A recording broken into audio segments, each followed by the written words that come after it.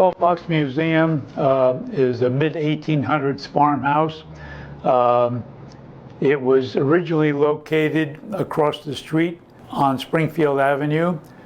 It was built around 1840, owned by Augustus Garrison. He was the sexton for the New Providence Presbyterian Church across the street, and he lived with his family in the house next to the Salt Brook. The house was lived in by a number of families after that. In 1966, our New Providence Historical Society had formed, and they were looking for a place to have their home.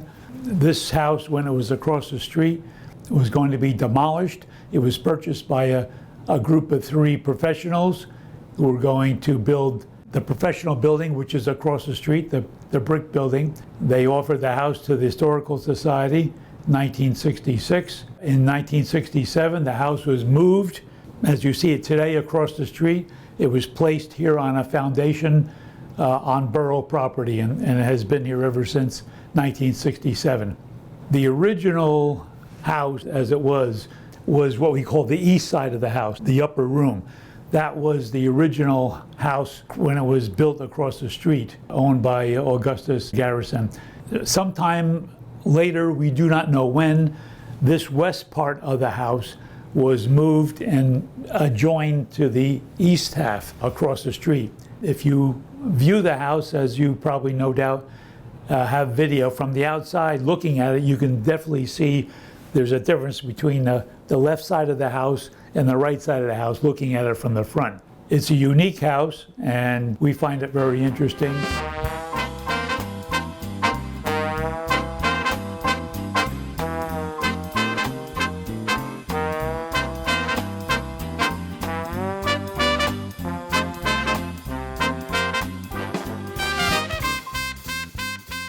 A salt box is typically a structure or a house, a building that is more prominent in New England.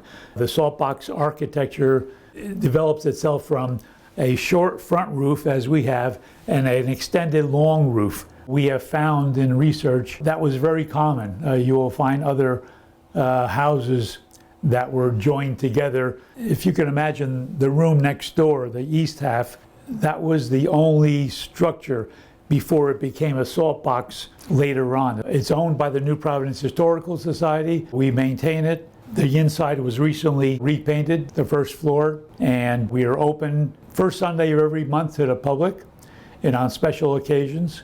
And besides this salt box museum, the Historical Society also maintains the archive room on the rear of the New Providence Library.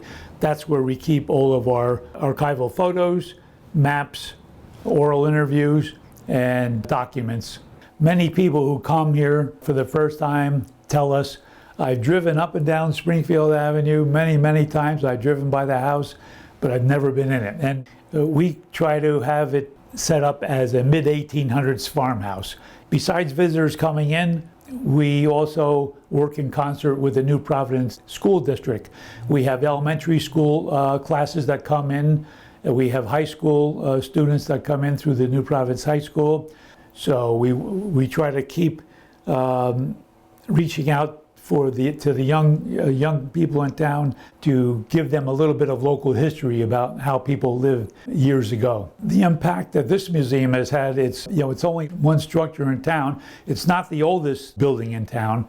There are others that are older. The Historical Society is delighted to have this building that we can show to the public. The public can get an idea of what mid-1800s farmhouse in New Providence looked like. We tell about some of the people that lived in it, and it's a great feeling. This is one of a number of historic structures in Union County that are on display.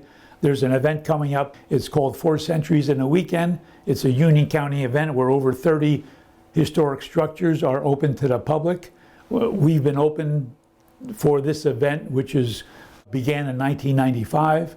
We'll be open both Saturday and Sunday, October 18th and 19th to the public. We expect many people from all over the county and some other places in the state to come and pay us a visit.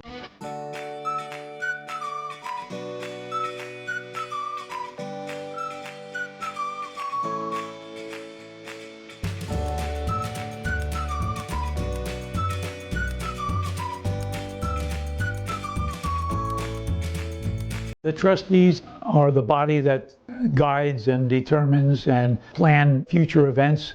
We have a number of events here on the grounds of the Saltbox. In May, we have a craft fair on the lawn here. We have a number of crafters. June, we have a flea market. And then in September, we have what we call a book festival.